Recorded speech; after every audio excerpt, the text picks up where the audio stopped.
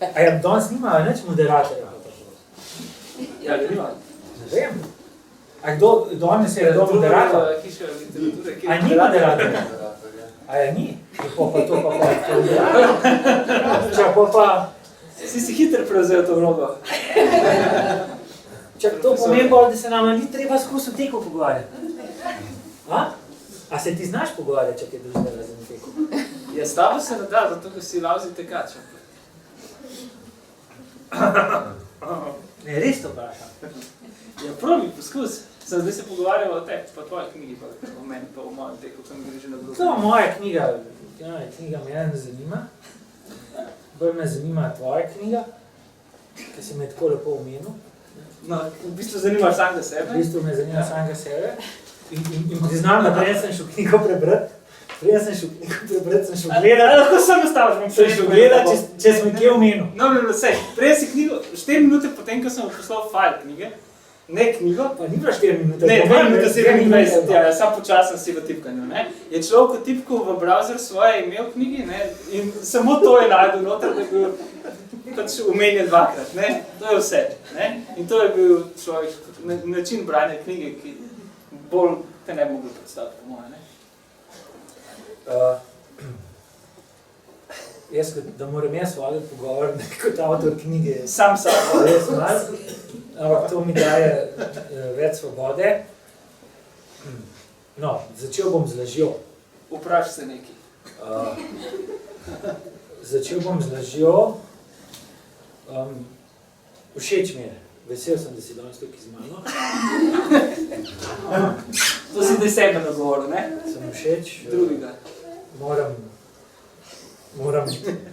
povedati, da te cenim, da te res spoštujem.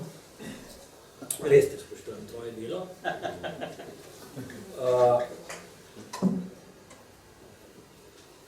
Me pa zanima, Boštjan, zadnjič sem se pogovarjal z enim mladim študentom filozofije, ki zelo spremlja tvoje delo. Tudi bere tvoje knjige in me vprašal, če so se midva kdaj pogovarjala o tem, ali je to, kar ti počneš, se pravi,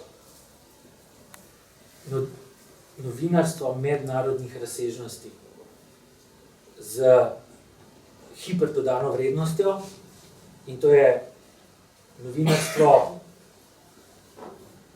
križnih žarišč, novinarska, profesionalna pozornost tistim delom sveta, kjer se dogajajo najhujše stvari na tem planetu in kjer je tudi ljudem najslabše. In me je spraševal, če so se kdaj midva pogovarjala o tem, zakaj ravno to počneš.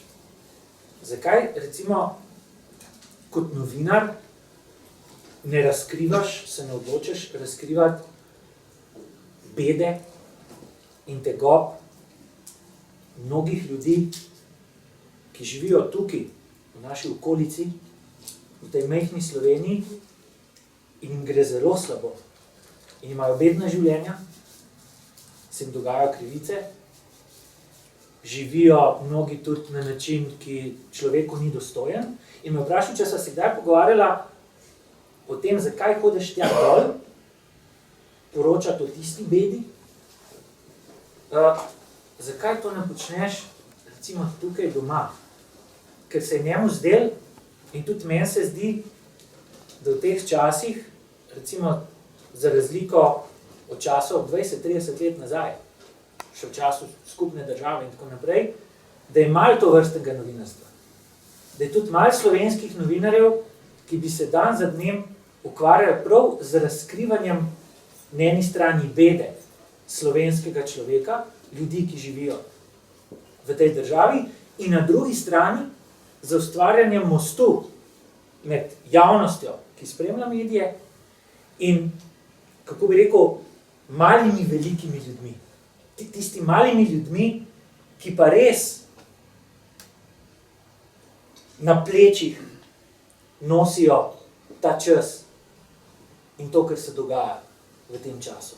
In ali hodiš tja zato, ker to res tako zelo privlači, čutiš tako odgovornost, neko moralno zavezo, ali mogoče tja hodiš zato, da je tvoj, recimo, vsak tvoj obisk teh področij morda nadomesti potrebo, da bi se enkrat na teden v neki majhni sobici pogovarjal z neko osebo, moškim ali pa žensko, ki ima recimo diplomo iz klinične psihologije ali pa psihiatrije.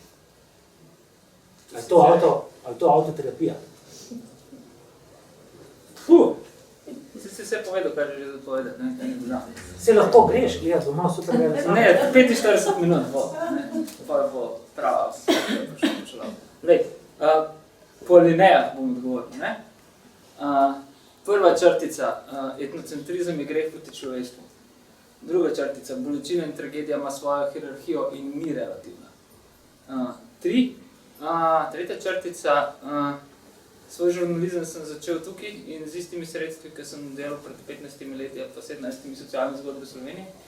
In potem to prenesel še, mogoče že malo prej, v istem času delal zgodbe na Balkanu med balkanskimi vojnami, sem isti pristop, ta človeški, da ne zveni preveč ošabno, recimo temu humanistični, prenesel v Srednjo Azijo, na Bližnji vzhod, v Afriko in še kamorkoli drugam. Torej, ne delam v osnovi razlik med tragedijo 4 metre stran ali pa 4000 km stran, ampak se mi zdi, da je moja odgovornost tam, kjer ljudje nimajo dostopa do glasu. Ne? In tam, kjer res ta prostor hkrati tudi razumem. Ne? In zato se v zadnjih letih veliko bolj kot z vojnami ukvarjam s tem prostorom, ki mi je fizično veliko bližji, ki ga v celoti razumem in mi je praktično že domač. In to je med drugim tudi Grčija. Ne? Kamor, če uporabljam ta prej grešni etnocentrizem, hodim ves čas gledati našo prihodnost. In se zato tako intenzivno opletam v njo, ker se mi zdi, da če govorim in opozarjam na to, kar se dogaja v Grčiji, govorim o tem, kar se pri nas morda ali pa skoraj gotovo bo dogajalo čez 2, 3, 5 let. Ne govorim zdaj o morebitni zmagi Sirize, ne? Ker za Sirizo v Sloveniji nimamo kritične mase in dovolj intelektualnega potenciala. Hkrati govorim o tem, kar se zgodi na ravni socialne, človeške in tudi celostne politične tragedije, ki prihaja v spredje z izbruhom neonacizma, recimo. Nekaznovanega kot legitimne politične forme. Na drugi strani izhajam, moja generacija, najina generacija, je generacija fantov, ki bi bila v času balkanskih vojn mogoče že mobilizirana. Ne? In sva imela, ker sva rasla v državi, ki se je spretno, srečno in oportunistično na račun nekih drugih narodov izognila veliki tragediji, sem imela to srečo, da niso končala v begunskih taboriščih ali na fronti, medtem ko so najini vrstniki, nekaj starejši, fante starejši od naju, serijsko umirali, končali v modernih koncentracijskih taboriščih. In to me je oblikovalo in me je poslalo na recimo, neke krizne žarišča. To je bil tudi moj prvi stik, recimo, bosanska vojna, bosanski begunci z vojnami. In takrat naprej tudi ne delam meje, ne na Kolpi, ne na Tigrisu. Ne? To se mi zdi vse skupaj del mojega sveta in se agresivno ves čas borim proti temu, s tem se ves čas s temi pripombami, to vrstnimi, ne? Na katerem imam neko kar močno alergijo, no, ko poskušam zdraviti intenzivno, se ves čas recimo veliki Tomo Križnar sooča. Zdaj pa je tu Kolp, malo mi revežo, kaj to delaš, to mi so dano. Ne? To pa popolnoma razvrednoti nekoga drugega, to je rasizem. To je brutalna oblika rasizma, to je manjko osnovne človeške empatije, to je razdeljevanje na nas in njih, takoj ko pride do nas in ko pride do njih.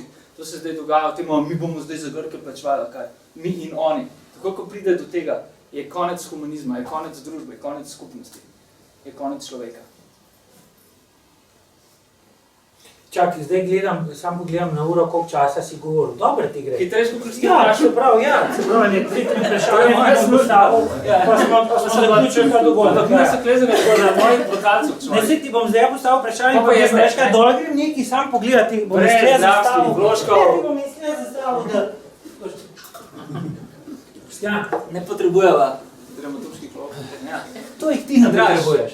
Ne, dovolj, da delam to, kar jaz delam.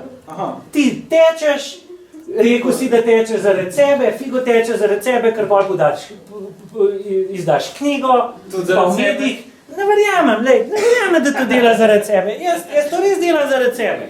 To je moj poklic, jaz sem jaz predavam, jaz me gradi, hodam. Sem šel, če bi pa plači zvidel zdaj, sem roko, hvala, ki ste prišli, tako ne vem. Morda raste novi Krambergar med nami. Če bo še kdaj kandidiral na volitvah, nekaj sem ga povabil na eno politno šolo in je dal vsem roko. Boštjan. Dobro, sem roko. Patrik Vlačič, moj dober prijatelj. Boštjan. Andraž. Zakaj tečeš? Ježiš Marija. Ker je fajn, zakaj tečem. Zato, ker ti med drugim tudi kolesarji, zato tudi vržem dragman. Ne?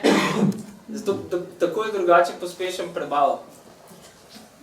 Zakaj izdaš knjigo o teku? Dobro vprašanje. Boril sem se ves čas proti temu, da bi delal selfie. In potem smo naredili z Ultra Bluesom gigantski selfie. Ker se je pisala sprot, ker smo se imeli fajn in smo v bistvu veliko bolj, ko skoraj kot drugim komunicirali en z drugim med seboj, naredili neko stvar in vmes si pisali neke maile, ki so se izkazali, da imajo, vsaj po našem mnenju, neko literarno vrednost. Med nami smo med založnika, mladinskega pisatelja, pisca, ki se je združila ena točka in iz tega se je rodila knjiga. A je Ultra Blues tržni produkt? A postaja Ultra Blues znamka? A postaja Ultra Blues zaščitni, a pa ne zaščitni znak, bi rekel, emblem rekreativnega teka v Sloveniji? To ni vprašanje zame, to je vprašanje za bralce. A ti to tako razumeš odziv, ki ste ga bili deležni? Mislim, na to knjigo? Da se ga tudi tako razumeti, ne? Ampak če greš gledati realno prodajne številke, te to demontira. Dobro, Ultra Blues je na drugem mestu, na lestvici najbolj ni. Bil je nekaj časa, sej, relativno v današnjih časih je zelo dobro prodajena knjiga, ne? In ne nazadnje, če dovoliš, to te zato sprašujem, ker ne nazadnje, zakaj kot namenoma dajem to provokacijo, ne?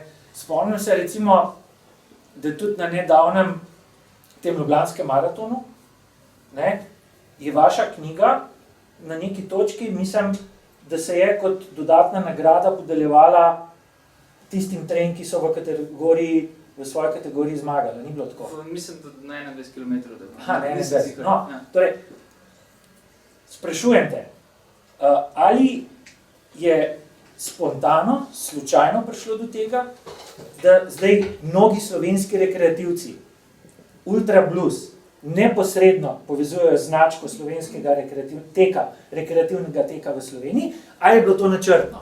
Čakaj, zdaj najprej, zdaj kura jajca vprašanje, ne? Najprej moramo sploh razčleniti, dejansko to rekreativci povezujejo. To je prvič knjiga... Jaz to tako dojemam. Ja, mogoče da robe dojemaš, to se mi zdi posrečeno, ampak... Meni se pa ne zdi posrečeno, zato, ker to ni knjiga o teku, ne? Ampak je v bistvu komunikacija treh ljudi z nekaj skupnimi točkami. O čem je ta knjiga? To ni knjiga o teku. To ni knjiga. Ne, to je knjiga o treh tipih, ki pač počnejo podobne stvari v življenju, ki nimajo neke blazne skupne zgodovine in se v enem trenutku nekega samospraševanja odločijo, da bodo nekaj skupaj naredili. Ne, brez kakršnih koli načrtov in ker jih družita dve stvari v življenju najbolj, to je pa, da tečejo in pišejo, od tega trenutka, ko se to odločijo, to delo zelo spontano. Ne, ker pa smo vsi v svojem delu profi, ne, nam je pa popolnoma jasno, da to seveda ima nek tržen potencial. Ne. Ampak take knjige še v tekaške ni bilo, da jo pišejo trije v treh različnih, tako rekoč jezikih, v treh popolnoma različnih tonih, v trije popolnoma različni ljudje, ki med sabo še komunicirajo, resnice delajo neke druge stvari v življenju, ki so milijonkrat bolj relevantne od tega samega in prelafati 100 km v resnici nobena umetnost, če si zdrav. Smo se pač lotili en drugmu, lotili smo se spoznavnega procesa. Ne? Kot rečeno, šli smo na 8 mesecev na mesto, da bi šli k tvojemu preomenjenemu psihologu, smo šli pač za 8 mesecev lafati in se pogovarjati in vmes z ničemer načenjati lastno življenje, razen z nizko stopnjo železa. To je bilo to, a ne? In že ko smo mi prišli z Amerike, recimo z Laufa, smo imeli knjigo narejeno. A ne? Ostalo so bili tehnični detajli. A ne? Bili so to dvomi, se nam to sploh splača, bo koga to zanimalo, a ne? Ker vsi skupaj smo na prste ene roke prešteli manj kot 10 ultramaratoncev v tistem trenutku. Ne? Tako, v resnici je bistveno več, ne, se je pol izkazalo zaradi knjige, a ne? Ampak ta knjiga niti približno ni, po moje, kot soavtorju, ni refleks na rekreativen tek. Želim si v resnici, da ne bi bila, ker to ni. Njen namen to gotovo ni bil. Njen namen je bil samo reflektirano strniti naše vtise in komunikacijo in rast, padec, vse mogoče odnose znotraj te relacije. No, zdaj sem se pogovarjala o moji knjigi, pogovarjala o vaši knjigi, tako da se lahko zdaj nehava pogovarjati o vaši knjigi. Z največjim veseljem, hvala, te jaz vprašam. Ne, ker je rekel, da se ne bom hotel pogovarjati o njegovi knjigi, če bo šlo za mojo knjigo, tako da sem se dekal, da se pogovarjam o knjigi, hecam se. Vprašaj se kaj. Boštjan, daj mi povej, zakaj si še zmeri v službi na delu, če te tam tako zelo ne marajo? Tale podcast ne bo šel na našo stran. Mislim, domnevam, da te obžujejo, te ljubijo, ti podpirajo tvoje delo, ti dajo dodatke, prosti čas, svobodo, ti čestitajo za... Ni na ljubezni, ni na sovraštva, ne, in vsa ta leta pač... Te predlagajo za nagrade, imaš dodatne dneve dopusta, te vprašajo, kaj rabiš, da bi napisal, izdal kakšno knjigo, se posvetuje s tabo. Lej, greva čisto po faktih. Še vedno delam to, kar najraž delam in pri tem nimam nekih blaznih težav. Seveda me neke stvari me moti, ampak veliko bolj so vezane na ego, ne, in to poskušam, bi rekel, z meditativnimi vložki in daljšimi teki miriti in to deluje še zelo tako uspešno. Ampak, bi rekel, z staranjem in z osebnostnim zrelenjem iščem zadovoljstva tako intelektualno kot kakšna druga tudi zunaj svojo na vides osnovne dejavnosti. Si diplomat, ja. Ne, nisem sem diplomat. Hočeš imeti naprej službo? Ne, čekaj do konca. Jaz nisem moderator, kako boš pa ti? Si moderator, sem si slabo to izvekal, zato moram jaz popravljati. Daj hiter, ker bolje namaze. Čisto nobene medijske hiše v Sloveniji nikoli nisem, pri kateri bi imel boljše pogoje dela, s trenutnimi pogoji dela pa seveda ne morem biti v celoti zadovoljen. Fair enough, tako to gre. Fair enough, ampak... Dve generacije pod mano pa ena so pa jobless, ne? Jaz sem privilegiran, stari prdec v tem sistemu. To besedo sem čakal, da jo boš danes izrekel. Privilegiran. Ne, to si naredil, si pokazal, da si primitivc gostilni žgiža prevzuni. Resno te sprašujem, kakšen, Boštjan, a lahko se predstavitev gospenih gospodov, se lahko prosim. Neverjeten si, no, me zanima, če se tako le smejal, kam jaz v svoji knjigi na vaši... Stimuliraš govedarja v meni. Ne moram bilo zgovoril. Boštjan, kakšen, a mi lahko povej? Ja, povej. A lahko nam opišeš, mislim zelo resno, opravljaš odgovorno delo. To delo opravljaš hudičevo dobro. Si izjemen novinar, izjemen pisec, izjemno izobražen človek, pošten, načelen, srčen, empatičen in nenazadnje precej tudi tvegaš v svojem poklicu. Imam prav, v svojem poklicu tvegaš. Sem tvegal. Mislim, to, kar ti delaš, to niso počitnice. Ne? Ti ne prideš tja v hotelsko sobo, ki jo varujejo vojaki in z varnega zavetja na nekem hotelskem oknu opazuješ, kaj se na ulici dogaja in pišeš. Ti tudi tvegaš. Tudi za ceno lastnega življenja. Sem tvegal. Tega je bistveno manj zdaj, kot je bilo. Za tveganje moraš biti precej neumen. Pogum ni odsotnost strahu. Pogum je odsotnost refleksije. In veš, z vsako stranjo, ko preberem, z vsako stvarjo, ko doživim, z vsakim stikom, ko ga imam poguma manj. Zato, ker imam znanja in razumevanja več. In se tukaj in zdaj bojim bolj, kot kadarkoli v življenju stvari, ampak zato, ker vem, česa se bojim. To ni paranoja, to so jasni, opredeljeni linearni strahovi. Zaradi sebe ali zaradi tega, ker te doma nekdo čaka, da se boš vrnil? Vedno se, Bi še tvegal, vedno če bi se bil veliko bolj sam. bojim, bojim se za tiste, ki se bojijo zame. Na prvem mestu absolutno. Kakorkoli to šalno pa egocentrično zveni. Če bi bil sam in brez odgovornosti, bi bil bistveno bolj neumen. Torej, bistveno več bi tvegal. Nedvomno. Boštjana, ima človek pravico do trpljenja? Ne razumem vprašanja. Omejeni. In drugače vprašal. Ali se lahko trpljenje človeka izmeri medsebojno primerja? V tem smislu, veš kaj mislim? Da bi na koncu postavili na tehtnico in bi izmerili trpljenje posameznika, skupine, družbe ali države in bi svoj odnos do teh ljudi prilagodili glede na našo oceno izmerjenosti teže tega trpljenja. A se da trpljenje izmeriti? Zelo preprost odgovor na to vprašanje obstaja, ne? Tako upam, da bo uspešen. Na frontni črti, v dreku, v popolnem niču, v najhujši bedi ni prostora za depresivne tesnobe in psihosomatske bolezni. Privilegij srednjega razreda. Prvega sveta. A smo Slovenci privilegirani kot srednji razred? Absolutno v vrhu privilegiranosti smo. Še vedno. V 10% kvalitete življenja. Zato, ker je Slovenija, po mojem mnenju, prostor, kjer je razlika med neto pa bruto časom. Torej, koliko kvalitetnega časa ob delu imamo na voljo v svojem življenju v samem svetovnem vrhu. Ali se tega zavedamo? Absolutno ne. Ali Grki trpijo? Da. Ali bodo trpeli še bolj? Zato je prišel do Sirize, ki izhaja iz realne, fizične, emocionalne, človesne potrebe, ne iz politične. Ali bodo po Sirizi trpeli še bolj? Ne. A Siriza lahko uresniči to, kar je obljubljala pred volitvami? Delno. Ali se je Cipras že bistveno odmaknil od svojih predvolilnih napovedih v 3 dneh po volitvah? Predvolilne napovedi niso politika Sirize. Ampak? Pot do uresničitve tistega, njihovega realnega programa. Tako je. Kaj pa je njihov realni program? Konec varčevanja in vrnitev dostojanstva. Dostojanstvo se je že vrnilo.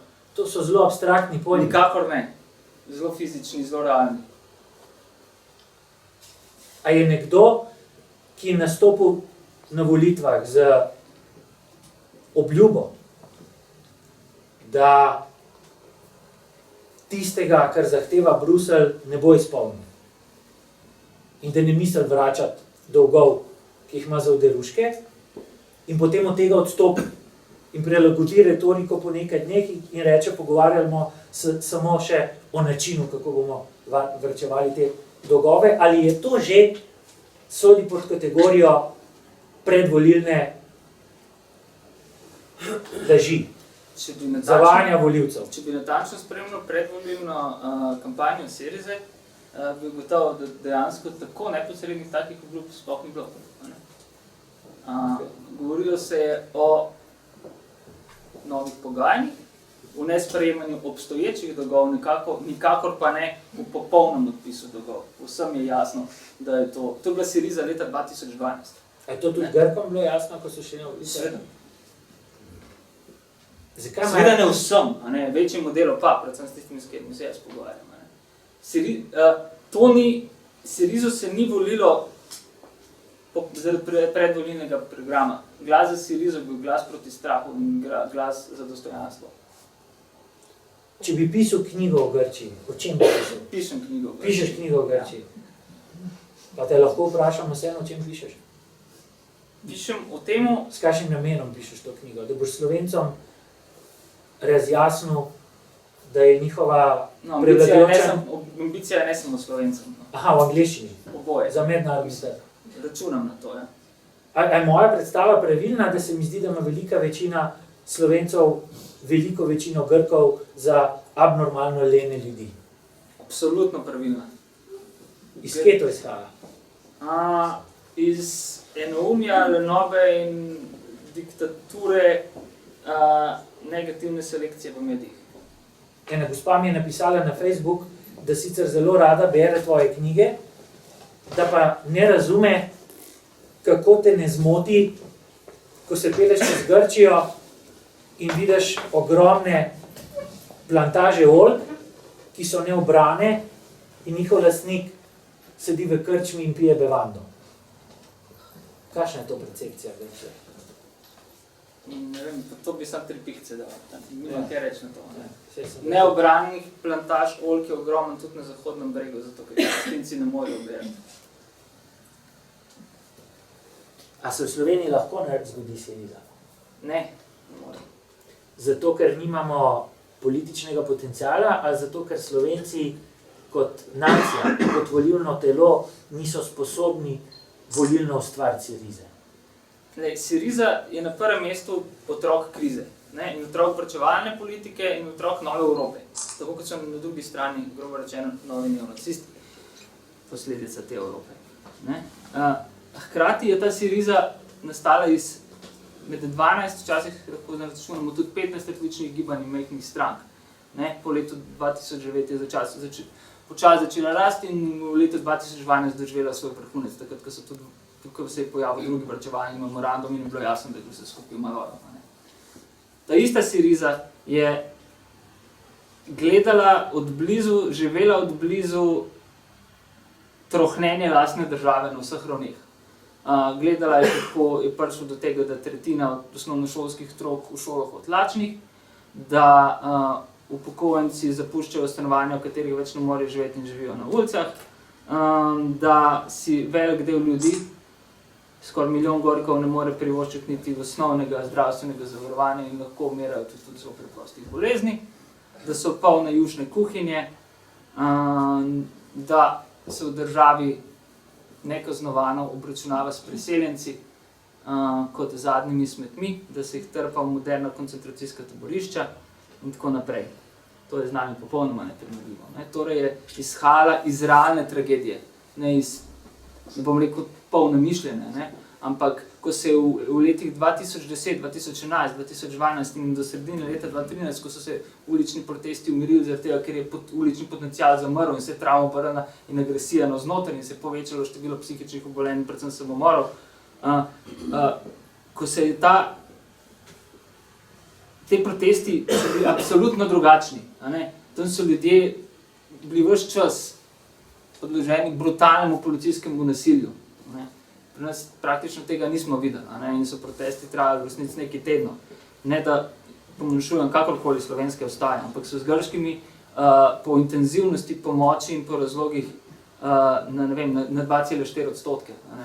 In zaradi tega ne vidim potencijala Sirize pri nas. Poleg tega je Siriza v vseh teh letih zelo natančno kadrirala.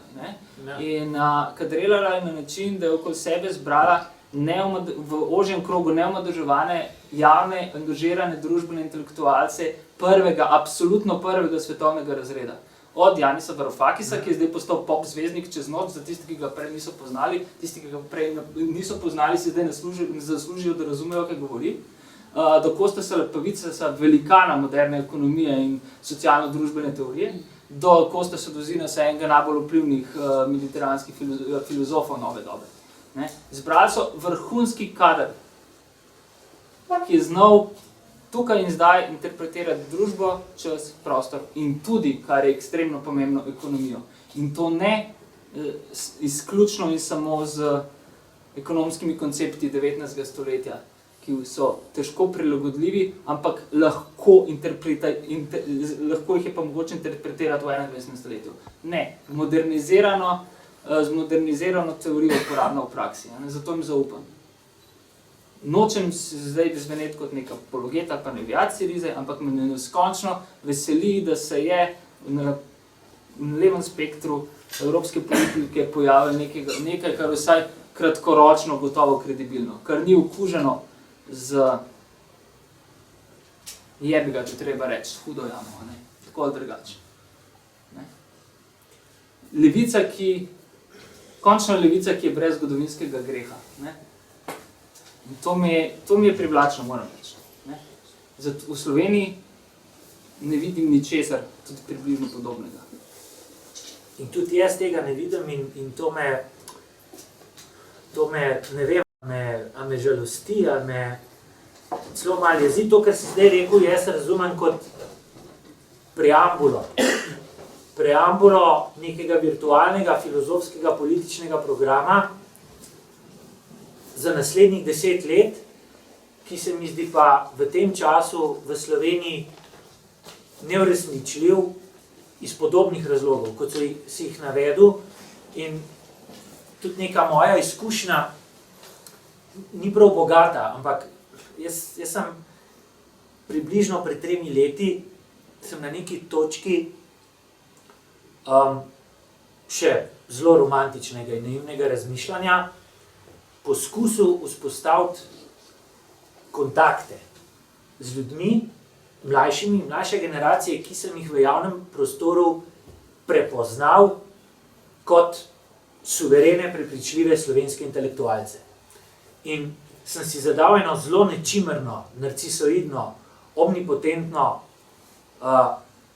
idejo, da bi skozi to vzpostavitev teh stikov testiral, ali obstaja realna možnost, da bi to, kar se razume kot intelektualni naboj, kot intelektualno družbeno moč, ki vznika iz civilne družbe, ne iz institucij, ali bi bilo možno te ljudi v tolikšni meri povezati, da bi navzven že izgledali kot organizirana skupina in skozi dejstvo organiziranosti, torej povezanosti, sodelovanja, medsebojnega diskurza, usmerjenega v skupni cilj, to pa je aktivna vloga v javni sferi in prizadevanje za spremembe, da bi na ta način dobili neko relevantno družbeno moč.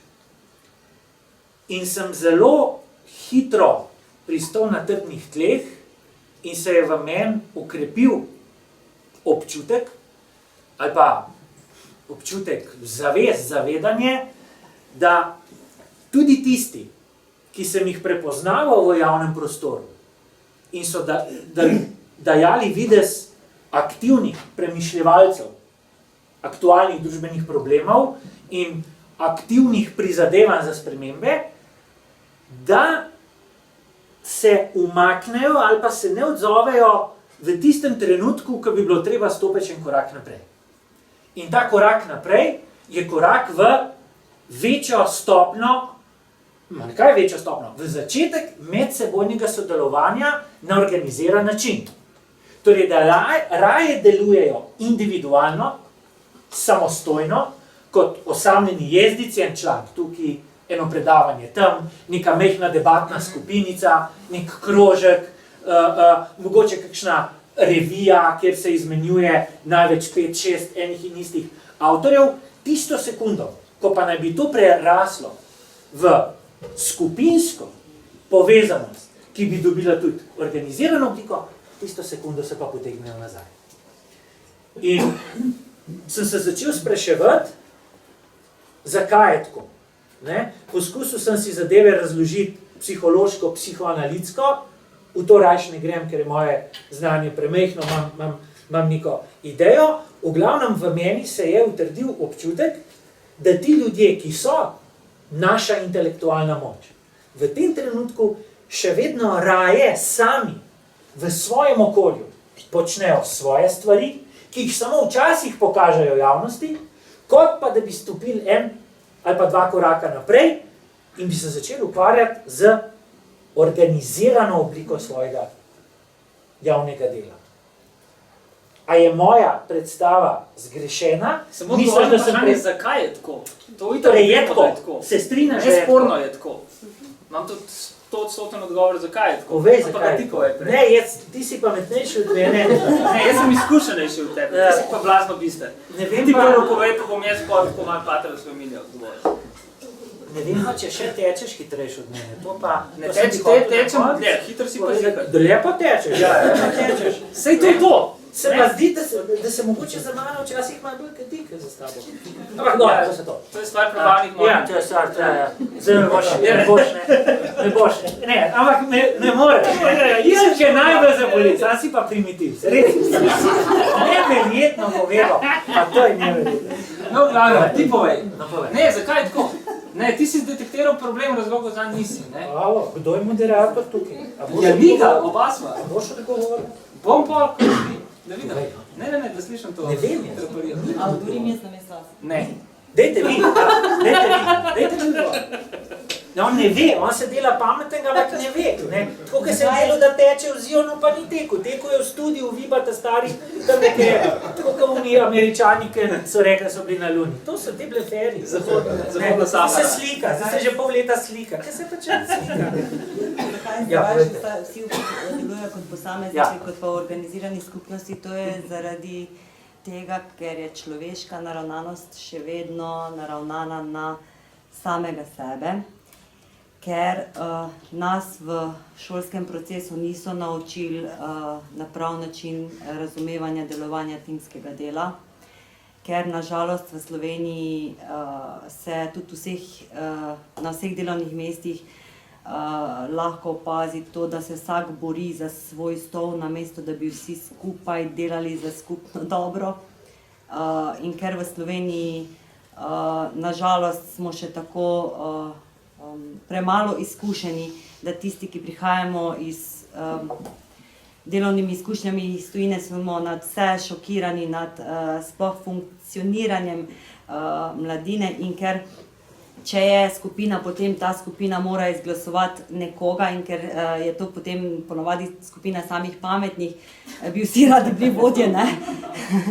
In ker v Sloveniji še vedno nimamo tega, pač, da dejansko, ko je nekdo boljši od nas, mu to tudi priznamo. Ampak mi ja govorimo zdaj o intelektualcih, ne? Jaz predpostavljam, da je Intelektualci govorim. intelektualec se bo pa tega ja zavedel. Ne, v tujini načeloma tako, da ko en intelektualec vidi, da je nekdo boljši od njega, mu dejansko ta človek odstopi svoje mesto. Torej, če vas prav, Dejansko tako deluje, ja.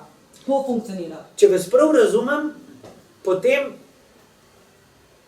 menite, opažate, da tudi slovenski intelektualci niso še sposobni kljub svoji javni intelektualni drži, statusa intelektualca, pretrgati s to popkovino, ki nas veže na preteklost, ki je bila, vemo kakšna, ne? Kakšno tradicijo imamo. Torej, da njihova psihologija, njihov odnos do sveta in nenazadnje do svoje lastne družbene vloge ni nič kaj zelo drugačen, kot rečemo temu običajnemu navadnemu državljanu. Dojemajo svet na podoben način, samo da so o tem svetu prebrali več knjig. Ne, jaz bi rekla, da Kaj pa se samo razlika v tem, da recimo jaz, ko sem delala konstantno v tujini, ker v Sloveniji nisem zaposljiva, ne? Kje je to tujina, o kateri tujini govorite? Na splošno, recimo jaz sem delala v Berlinu, Londonu, Romuniji, Švici, in kjer sem jaz delala sem v diplomaciji. Tam je dejansko, ker smo bili mladi iz celega sveta v začetku kot prostovoljci, in ko se je odločila, koga bojo zaposlili, so dejansko tudi prostovoljci med sabo rekli, ta si zasluži, ne jaz, ta si zasluži. In drugačna kultura je. Ne? V Sloveniji pa tudi, če je nekdo boljši od mene, bom to težko priznala. Boljši od mene, lejte, dajte njemu 10, jaz si ne zaslužim 10. V Sloveniji bomo raje štih, pa pobrali tisto, kar se da pobrati, pa ostalo pa, ne? Pa v tujini so pa ja sami komolčari, Jaz bi prej rekla, da so tu. Vse posod po svetu.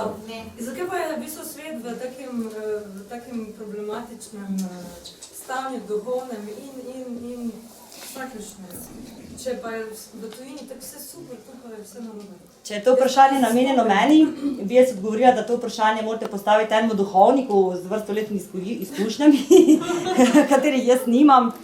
Tako da, kar se tiče težav, duhovnih težav tega sveta, bomo verjetno naslovili vsem voditeljem verskih skupnosti, ki očitno neučinkovito širijo zavest duhovnosti, ne? Ok, tukaj, to me zdaj strah, da ne bo imam dobro občutka, da sem v kabinetu predsednika vlade. Deva, to Boštjan, daj povej, daj da se različi. Ena, diktatura negativne selekcije. Ok. Dve, javni intelektualci in ljudje v institucijah živijo v resnici zelo dobro, ne, in nočejo izgubiti teh privilegijev. Tri, naredili so zidove, in tukaj se strinjam okoli sebe, generacijske zidove, ki mladim, prodornim, pametnim, boljšim, pametnejšim, etničnejšim onemogoča, da bi zasedli te ključne položaje, s katerih bi lahko gradili skupnost, ne samo individualne kariere, kot njihovi privilegirani predhodniki. In ne jemo še dreka, zato da bi bila potreba po skupnosti tolikšna. Potreba po skupnosti ni nujno klic k dobremu, ampak je čisti oportunizem. Večkrat. In ti večkrat javno rečeš... Rabim pomoč, ne? Prej si pa pizda navadna. To je tudi potreba po skupnosti, veš? Se glih to, kaj pa če je to posledica obrobnosti? Seveda, da je. Se je naraven refleks, ne? V bistvu, dokaj nismo obrobni, nismo etiki. Exactly. Ja? Tako. Ne iščimo etike v skupnosti sami po sebi. Ne? Skupnost sama po sebi je tudi nacizem. In skupnost sama po sebi je tudi ekstremizem sredine, ki se nam usiljuje zadnjih 15 let. Konec politike. Metapolitika, nič.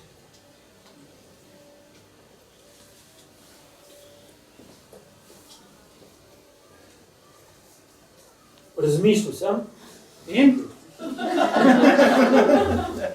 In se nisem mogel spomniti čisto nič. Going first. Čisto nič. Preden sem se pa, nisem nič spomnil, sem pa tudi malo razmišljal.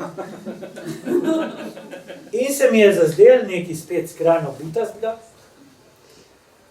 Dobil sem občutek, da je ta retorika, ki je v zadnjih mesecih popolnoma preplavila slovenski prostor, to je retorika politične paradigme privatizacije, pri nas dobila, upam, da ne bom narobe razumljen, ampak tvegam, da bom prav razumljen, drugače bom pojasnil, kaj primerjam, pa kaj ne primerjam, ampak zdi se mi, kot da vse te zgodbe o eni in isti temi, in to je privatizacija, v Sloveniji so dobile psihološki učinek, primerljiv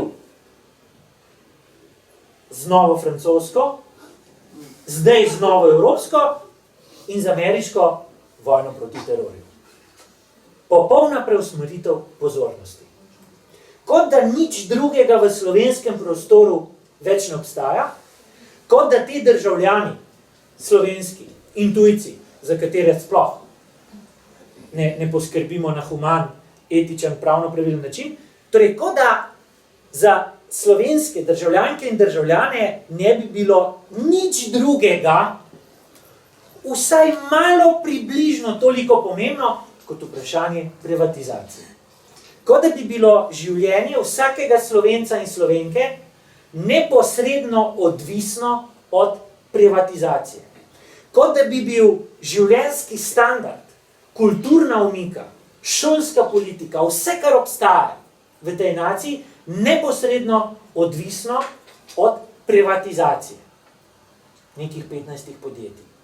In se na ta način pozornost v celoti preusmeri samo na eno temo in se v javnem prostoru ponovno ne pogovarjamo več, ne sploh se začeli nismo pogovarjati, o nobeni od tistih tem, ki pa je dejansko eksistenčnega pomena za slehernega Slovenca, sploh za malega Slovenca, in dnevno vpliva na njegovo življenje. Socialna država. Ne samo socialna država, samo eno vprašanje, ki ga jaz poskušam že več mesecev unesti v javni prostor, ampak mi ne uspe, ker se nihče ne odzove. Samo eno vprašanje. Delovanje centrov za socialno delo. Samo eno vprašanje. Ne? Nobeno drugo vprašanje. Delovanje centrov za socialno delo, to so tisti organi, ki dnevno in neposredno vplivajo na kakovost življenja tistih ljudi, ki pa niso tako kot mi dva privilegirani. Ki pa se res prebijajo iz dneva v dan. Ki delajo pošteno. Ki celo imajo še vedno, to je meni posebej zanimivo, domovinska čustva, ki še vedno ne mislijo slabo, nikomur nočejo nič slabega, ne povzročajo nereda, celo ne psujejo, ne protestirajo, samo mirno živijo v svoji bedi. In je njihovo življenje odvisno od 200, 300, 400 evrov, približno toliko, kot jih recimo je en študent zaprav čez en vikend, če gre iz kolegi ga po Ljubljani mečkaj malo feštat, zneski, ki neposredno vplivajo na kakovost njihovih življenj, pa jih od države ne dobijo iz enostavnega razloga, ker jih država, državni uradniki goljufajo in ker jim lažejo. Jim ne dajo tega, kar jim gre. Po zakonu neizpodbitno. S tem se nihče ne ukvarja. Problem, ki je rešljiv v nekaj urah. Problem, ki je rešljiv, brez da bi spreminjal kakšno zakonodajo. Samo z načinom dela ljudi, ki odločajo in ki imajo z nekega vrha ukaz, da morajo na vsak način vsak evro prišparati v državni blagajni, tudi če družina zaradi tega nima elektrike, otroci ne morejo hoditi v šolo, jejo star kruh, mleko mešajo z vodo in tako naprej, s tem se nihče ne ukvarja. Zadeva pa to na 10.000 državljanov, ki jih Telekom čisto nič ne zanima. Njih zanimajo samo te socialne pravice, ki so jih nujne za preživetje. Ne dobim sogovornika na to temo v našem prostoru. Ne dobim ga niti na levici. Tudi levico, Boštjan, že več kot pol leta prosim, če bi prečitala tekst, ki ima samo 3 tipkane strani, v katerem piše, kaj bi bilo treba narediti, da bi v 3 dneh ta sistem začel funkcionirati drugače. Potrebna je samo ena beseda, samo en befel. Befel od tistega, ki je na vrhu odločevalca z avtoriteto, da reče, od zdaj naprej boste sprejemali odločitve v dobrobit in korist ljudi, ne v dobrobit šparanju v državni blagajni, zato da bomo na koncu leta rekli, da smo šparali 3 milijone evrov, kar je popoln drobiž proračunsko, to je verjetno to, koliko stane bencin ministrov v enem tednu, ki se vozijo po Sloveniji po sestankih. Mogoče stane manj, ali pa več, ampak približno tako si predstavljam. In s tem se nihče ne ukvarja. S tem se ne ukvarjajo niti tiste civilne družbene organizacije, ki jih na to naslavljam. S tem ne vidim volje pravnikov, da bi se s tem... In postavljam tebi vprašanje, Boštjan. Pa kako je možno, da se s tem noben ne ukvarja? In kako je možno živeti v državi, zdaj bom šel pa čisto na drug humanitarni problem, ampak je ista rdeča nit, gre za humanizem, kako je možno živeti v državi, kjer je treba iti na ustavno sodišče, da ustavno sodišče, potem, ko je celotna paleta oblastnih organov v Republiki Sloveniji rekla ne, reče da, somalijska deklica se lahko pridruži svoji družini. Pa kako je to možno?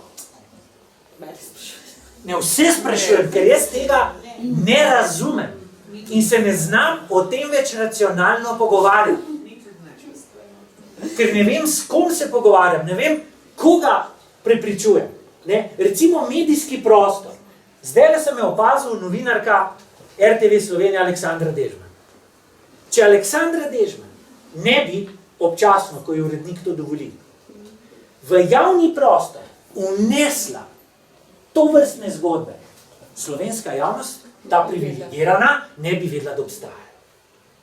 Ampak tudi, ko vnese to zgodbo v slovenski prostor, se nič ne zgodi. Zato jaz pravim, težko si predstavljam državo, kjer bi imel človek večjo svobodo izražanja. Lahko se pogovarjamo o čemer mi dva zdaj lahko, mi skupaj. Lahko izrečemo karkoli, kritiko na račun kogarkoli, razkrijemo katerokoli korupcijo, barabijo. Svobodno, popolna svoboda. Zakaj lahko to naredimo? Ker tudi, ko to naredimo, se nam bo čisto nič zgodilo. In to vemo vnaprej. Ne? Čisto nič se ne bo zgodilo. Seveda. Ni res. Tisto sekundo, Ni res. tisto sekundo, to je moja teza, tisto sekundo, ko pa bi se kaj zgodilo, tisto sekundo, to je moja teza, ko bi pa tvoje mnenje začelo kazati vpliv v družbi, tisto sekundo, ko bi moja kritika ali pa naša skupna kritika začela kazati neke rezultate v družbi, neke premike, da je zdaj to nekdo slišal, upošteval in da bo nekaj naredil, torej nekaj se premika, zmotil si mir teh ljudi, ki so na odločevalskih mestih, oni hočejo mir.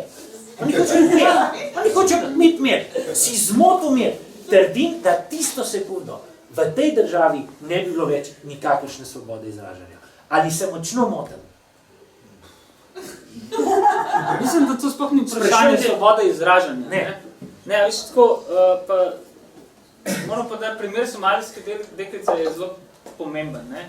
Zato, kot se kaže, bo za čuda izjema, ki potrjuje pravilo, ne? In bo uspešno rešen in bo ta deklica povezana s svojo Bo kakšni birokratski napori, ne? Pa to je noro. Ja, ne? Ampak so bili posledica osebne iniciative novinarja Uroša Škerna, ne? In ljudi, ki so mu pri tem potem pomagali, ne? In je Uroš medijsko, osebno, profesionalno in etično dokazal, da se da, če ustrajaš.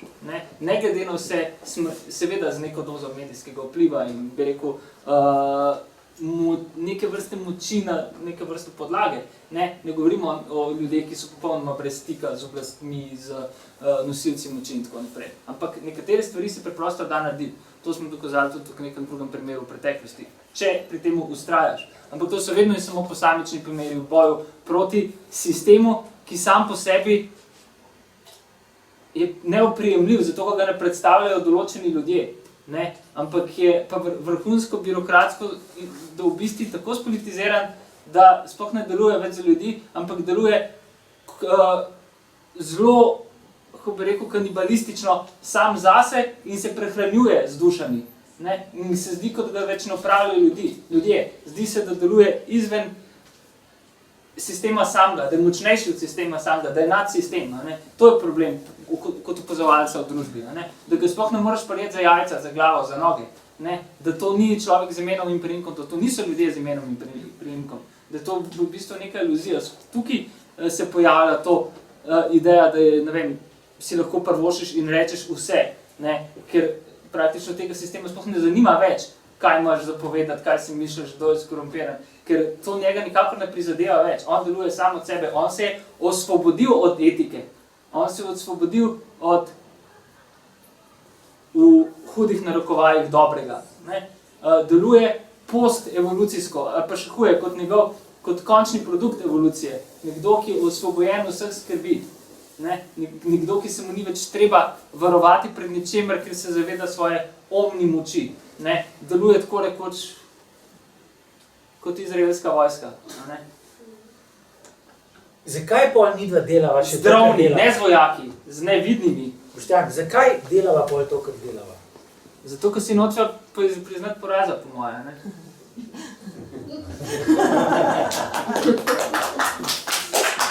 Ne vem, to je na prvo žogo, ne ploskati, ne premišljena izjava.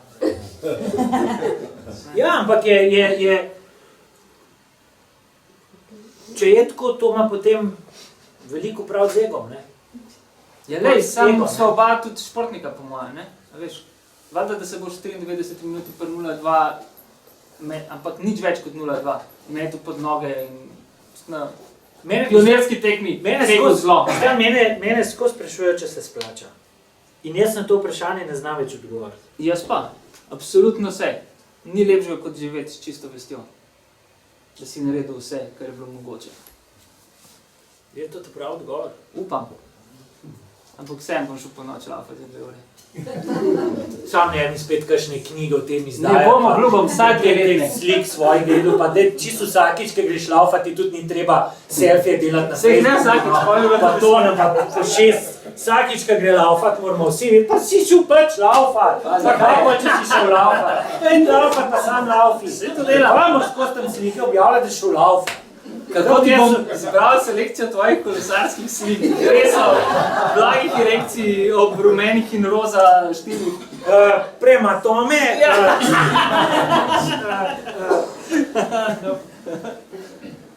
Sklisko je, brate, sklisko. Štjan, Na, kaj bi se moglo zgoditi, da bi jaz tebe prepričal, da bi mi dva palja ustanovila politično stranko? nič. Ni šans. Ne, zato ker moraš imeti odnos do... ne. Pred časom sem prišel do tega malo nenatančnega, ampak zveni ful poglobljeno spoznanja, ne, da moraš najprej ljudi sovražiti, da zares postaneš humanist, ne. Da si priznaš to, da v resnici se ti marsikaj pri ljudeh gnusi, ne, da bi marsikoga, če bi imel možnost za 2 ure izključiti etične pa moralne principe, preprosto eliminiral in tako naprej. To se mi zdi pot v humanizem, ne? Da izven politične korektnosti, ne? Izven tega laganja, ne? Vsega te splošnega jezika, kot sem že večkrat ponovil, ko se nas je 20 let učilo lepo govoriti, ne? Substanca je po vmes še naprej gnila. Ne? Vsi se tako, noben mu ne reče več obraz, tipo fukan idiot, ne, pa če... Zakaj ne? Če si, ali pa če sem. To si treba govoriti. Meni se koristno je klet, žaliti in izražati negativne čustva, veliko bolj, kaj jih zadržati vse. Vse z leti se sofisticira, ampak gre ta drek ven. Ne? Kanalizacija deluje, ne eksplodira ti na obraz, ne eksplodira drugemu obraz. In slovenska družba je še toliko bolj gospodska v tem uniču politične korektnosti. Politična korektnost je najbolj učinkovito orodje fašistoizacije družbe. Tako imenovana odprta družba. Kak gnus, res. Fuj. To je navidezen približek absolutne svobode v koncentracijskem taborišču. Ne uma. In eksces tega se nam je Zato ne bi zgodil. šel v politiko. Nikoli. Ker premalo mi je zares mar za množico kot tako, iskreno. Ne. Mi je pa ekstremno mar za človeka kot takega. Tako razumem humanizem. Zato skupnost ni nujno dobra. Ta eksces političnega primitivizma, koncepta politične korektnosti se nam je verjetno zgodil pred tedni. Ja, še kako? Ne? Jaz bi temu rekel, so bile olimpijske igre, olimpijski prikaz. Tako. Kako daleč lahko to gre. Tako je. Kako daleč gre lahko politična predrznost in nespodobnost. Kako zlahka se razumame človeška čustva. Kako zlahka se ulice preplavi s fašizmom. In kako brez sramu so lahko javni komentatorji, ko poskušajo to dogajanje post ekscesu, ki se je zgodil v Franciji, opravičevati s sklicevanjem na neke pozahodnjene vrednote, kamoli človekove pravice. Jaz mislim, da take perverznosti za časa svojega življenja v 40 letih še nisem doživel. In perverznost od perverznosti se mi je zdel že pogum, predrznost, ne pogum, pogum je pozitiven, predrznost, da se na glas omenja napad na svobodo izražanja. Za božjo voljo, Ampak dobesedno. dobesedno, tudi domišljijsko si ne morem predstavljati večjega napada in krnjenja svobode izražanja kot ta, ki se dogaja v našem prostoru in ga izvajajo politične elite v našem prostoru. Svobodo izražanja. Kaj se počne s to pravico? In da se potem ti ljudje zberejo na neki ulici, primejo za roke in uprizorijo nekaj tako zavržnega, nekaj, s kakšno besedo to opisal? Meni je bilo to lepo, zato ker je naglavilo drek. Hočeš reči, da je bil drek? Zelo je ful oslabljeno, kot transparentno. Ful je dober, da imaš 10 skinheadov, ki so uniformirani, ki da niso. To isto. Ko vidiš kretena vse svoje kretenskosti, ti mora odležiti. To je, varnejši si takrat. Zato je to dobro. Ne? Problem je, ker se v istem trenutku to enačilo v nereflektirani množici / medijih z dejansko Charlie Hebdojem, ki po mojem mnenju v svoji zgodovini naredil samo eno napako. Ne? To, da je objavil tako naslovko po tragediji, kot jo je. Jaz sem imel prvo asociacijo in vedno znal, ko se spomnim na svojo briljantno idejo, kurjo po Žekus, po Mohameda, objokam. Samo to. Vse je bilo jasno, zdaj mi gre nevko. To je bila preprosto rešljiva reč. To je bil Gandhi v reinkarnaciji, če bi to naredili. Ampak bom uporabil jezik francoske satire, a ne? Žal je padla A ekipa in je B ekipa sestavljala naslovko in regijo. Ne? In če parafraziram Borisa Dežuloviča, vsaj so crkljeni od smeha. To je vrhunec satire. Brez politične korektnosti, zaradi tega se to dogaja, da se zdaj ne smejite. Ne? Ker smo vzgojeni, da smo umrli. Režali so se, ljudje božji, ostali so bili 80 let. Cel življenje so to delali. To niso žrtve. Noče biti žrtve. Ko je pred leti umrl eden izmed njih mlajši, z zelo zafrkano boleznijo, so mu organizirali na pogrebu orgije. Ker so spoštovali njegovo voljo do življenja, ne njegovo smrt. Ker je živel do smrti, ni umiral do smrti. In to s trebuhom in pleksusom zadržalo, pa kako lahko si se umrl, to govorite, je nespoštovanje življenja in darilo crkovanju. To je totalen problem, to pa je nacionalen problem številka 1. Ne evropski, ampak nacionalen. Te tabuji, poraženski tabuji, dolbisti luzerski, potlačenost, ki v pijanosti zmagoslavja ustvarja jame in povojne poboje. Potem si pa lahko prebošaš. Fuj. Bravo, Boštjan. Ja. To je bil Boštjan Vizemšek. Zdaj pa še malo njemu.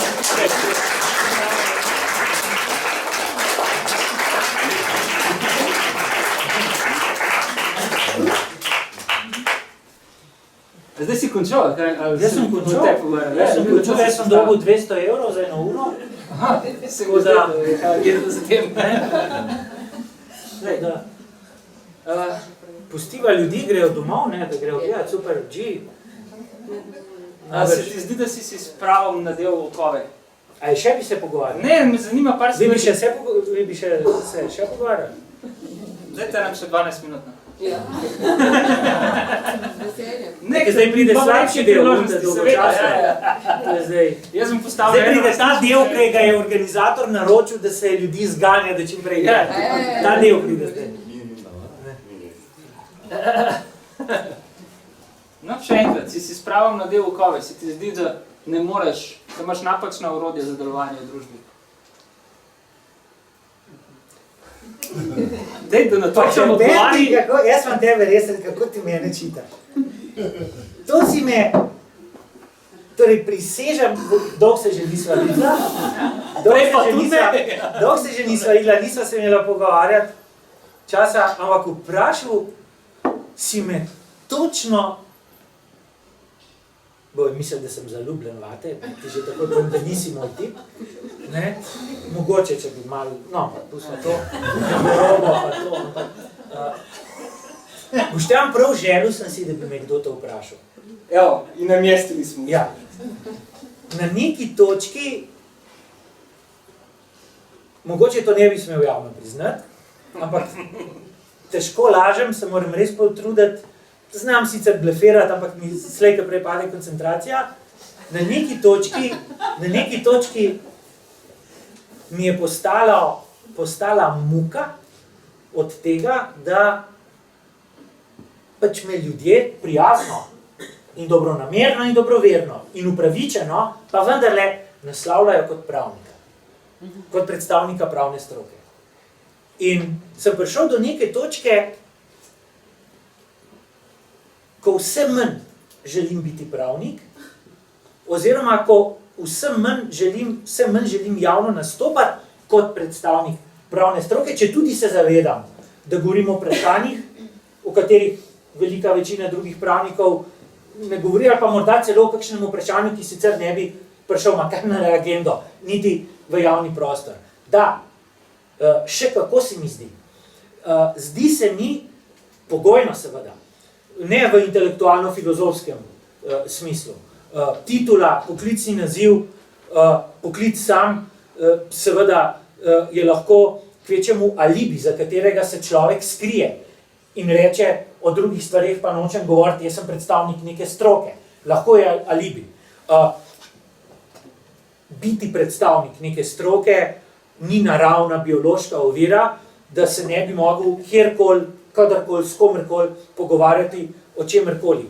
Problem postane, če bi se pogovarjal in če se lahko pogovarjaš, pa imajo besede, ki jih izrečeš ali zapišeš, legitimnost samo, če so neposredno povezane s stroko, ki jo predstavljaš. Banalen primer. Človek se ne more, zdaj pa grem na mojo omiljeno temo, slovenski šolski in univerzitetni sistem, ki je zame učbeniški primer zločina nad znanostjo in znanjem kot vrednoto. Človek se ne more sam odločiti, da bo humanist, da bo filozof.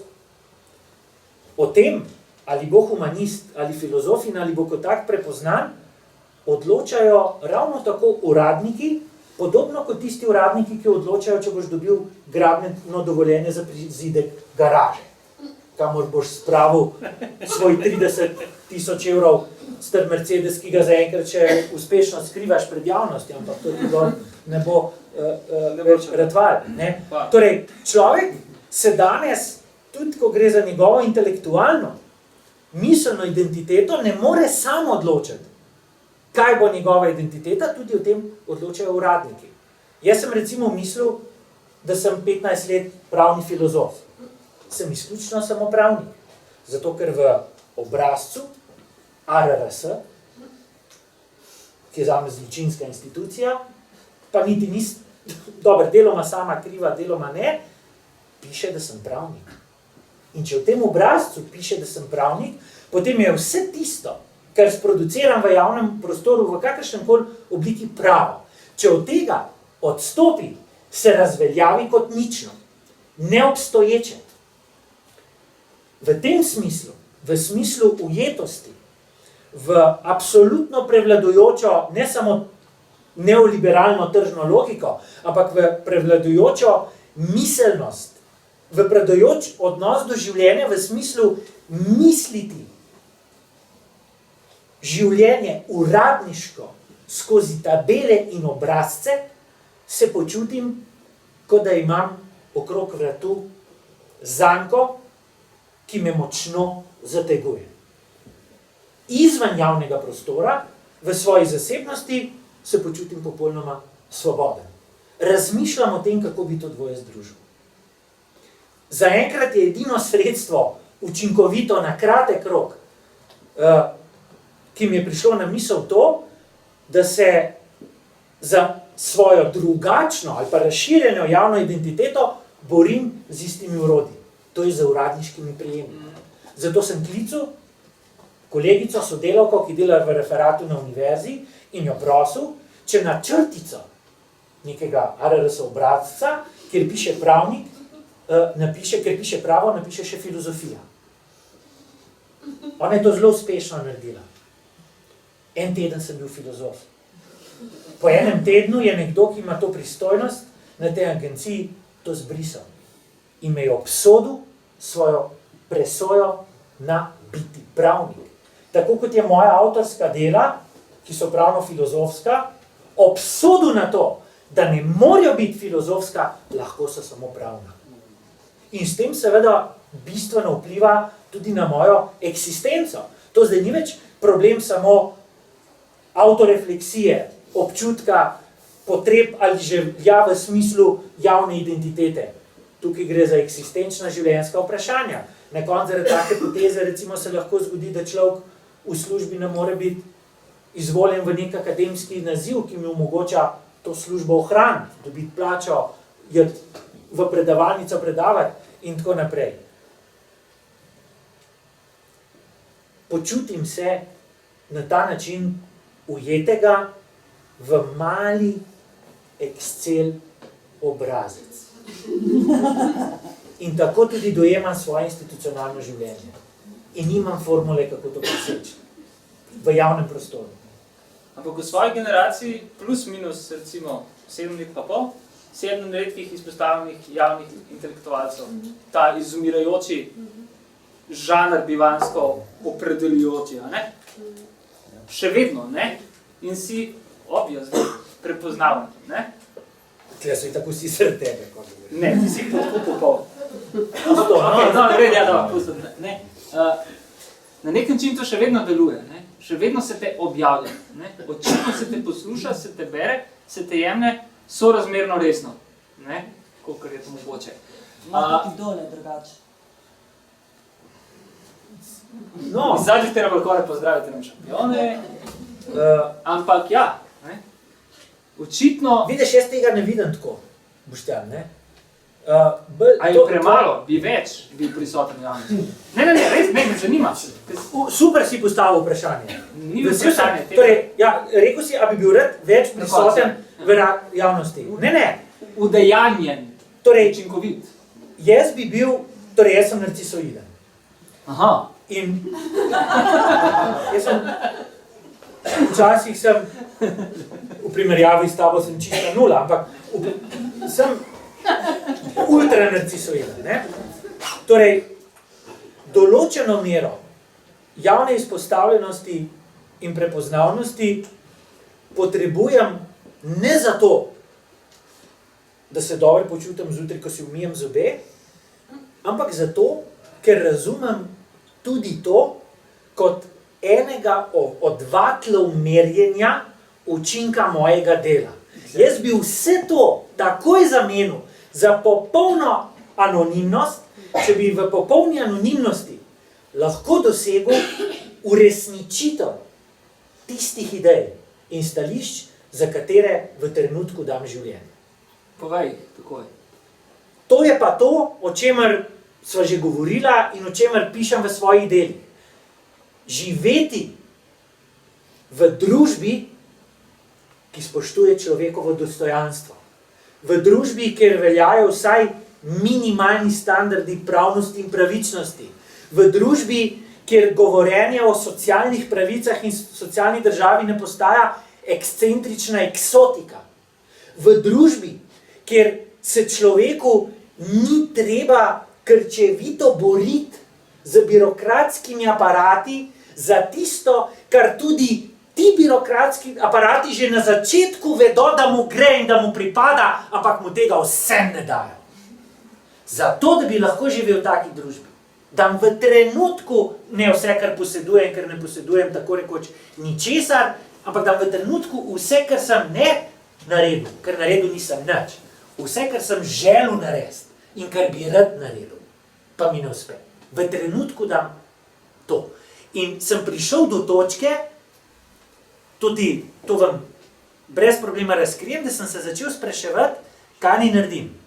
Ali naj se popolnoma umaknem, ali začnem razmišljati o tem, da bi mogel sprejeti v institucionalnem prostoru neko igro, neko vlogo, kjer bi sicer ostal jaz, navzven bi se kazal, kot da sem malo drugačen, kot sem v resnici, zato da bi prišel na nek položaj, s prepričanjem, da bom na tem položaju, z blefom, z glumo, z manipulacijo, z mešetarjenjem in z igranjem vloge, lahko dosegel več konkretnih učinkov, kot jih lahko dosežem v tej drži. Ampak na to vprašanje, da bi mi to uspel, si še ne znam odgovoriti zdaj. Predvsem pa mislim, da čustveno in psihološko tega ne bi prenesel. Ker sem enostavno človek, ki se zelo težko pogovarja s kretenom več kot 3 minute, ne da bi mu povedal, da je kreten. Absolutno se pa s popolnim kretenom, ki je na funkcijah in položaju, ne morem pogovarjati niti 15 sekund, brez da bi mu povedal, da je kreten. In to je moj velik problem. In zato mislim, da bi bil prej uspešen baletni plesalec, kot pa uspešen politik. Zbral si primerno poklicno pot. Misliš to, da za balet? Ja. No, to pravo je itak, pravo je pri meni itak slučaj, ne? Ki ima 2 plati. Eno je ta plat, da me je oče vrgel na finto in da je vse naredil, sam da ne bi šel na FDV slučajno študirati novinarstva. Ne? In to je briljantno izpeljal. Ne? Mislim, to je bil res konstrukt. Ne? To je bila prav teorija zarote. Ne? Tako da sem prav začel razmišljati, če poznam svojega očeta, ker se mi je zdel neverjetno političen za svojo popolno a sem rekel ultra, brutalno apolitično, se hotel reči. Na drugi strani pa zato, ker je odpadel in teniški turnir.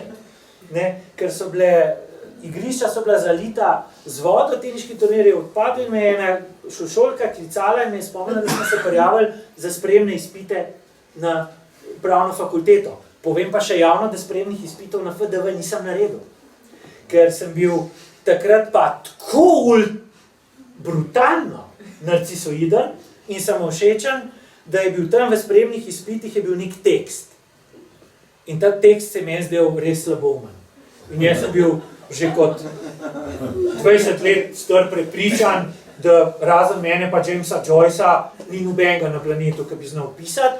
In sem namesto da bi popravil napake, sem ta tekst prečrtal in sem napisal svoj tekst. Ne, seveda so si mislili, pa ko je ovaj. Ne, in nisem naredil izpitov na FDV. Naredil sem jih pa na pravno fakulteto, ker je bilo pa tam približno 60-70% logike, tiste imel pa vse prav. Sem pa vedno bil ljubitelj filozofije, sem bil pa vedno. To pa že skoraj tako zveni, ko rekel, da imaš rad sprehode. Ne filozofija. A veš, da sem začel teči? Dobro, ti že nekaj časa nazaj. Ja, ampak v bistvu moram ti povedati, Boštjan, da to se bo zdaj slišalo klišejsko, ampak ali publiko to dejansko zanima? Se moramo vprašati. A veš, da me to čisto nič ne zanima? Jaz sem se odločil, da bi to rad povedal. Ne bom. Hecam se, ja. Pravo je moja virtualna ljubezen. Virtualna zato, ker pač pravo sem odločen dojemati kot način mišljenja. Način mišljenja, ki uporablja določena orodja, določene vzvode, to je pravo kot sistem, zakonski členi, stavki in tako naprej, in je orodje, kako to, kar človek filozofsko in duhovno pri sebi v pogovoru z drugimi premisli kot dobro ali najboljše, upeljati v družbene prakse.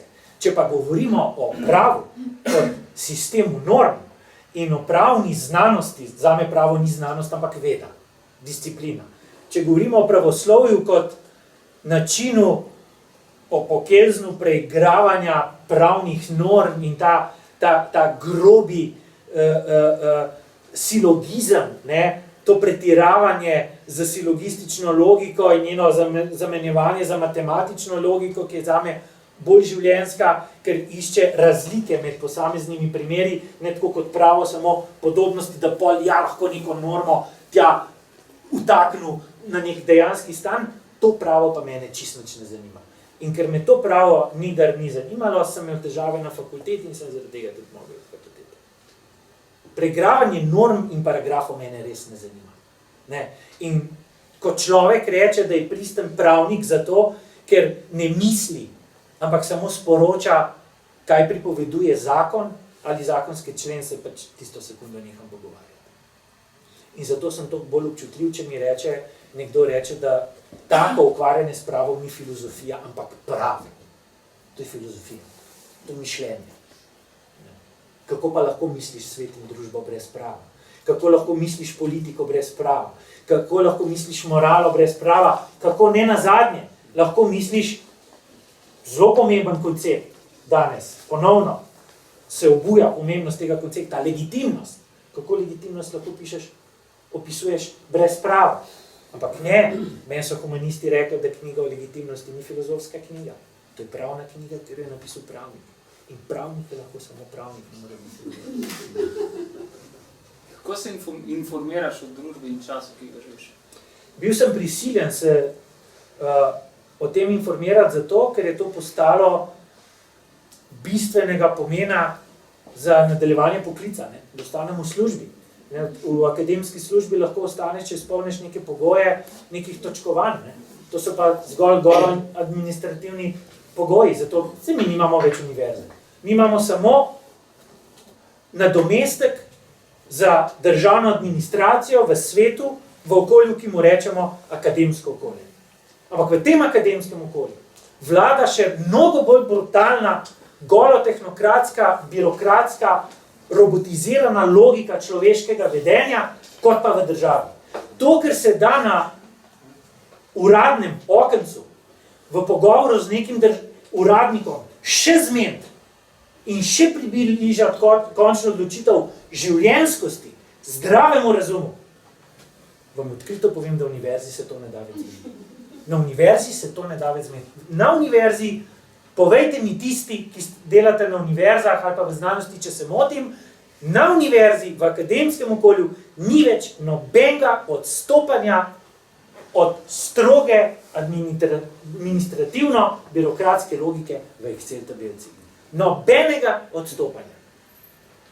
In danes tudi profesori dejansko več vsebinsko ne presojajo o tem, je nek kandidat primeren ali ne, da se ga izvoli v višji naziv, če administratorka, ki ima srednjo šolo, predtem, ko pogleda v tvojo vlogo in jo seveda to, kar tam v stavkih piše, nič ne zanima, ne presodi, da so vsi okenčki v Excel tabelci pravilno izpolnjeni.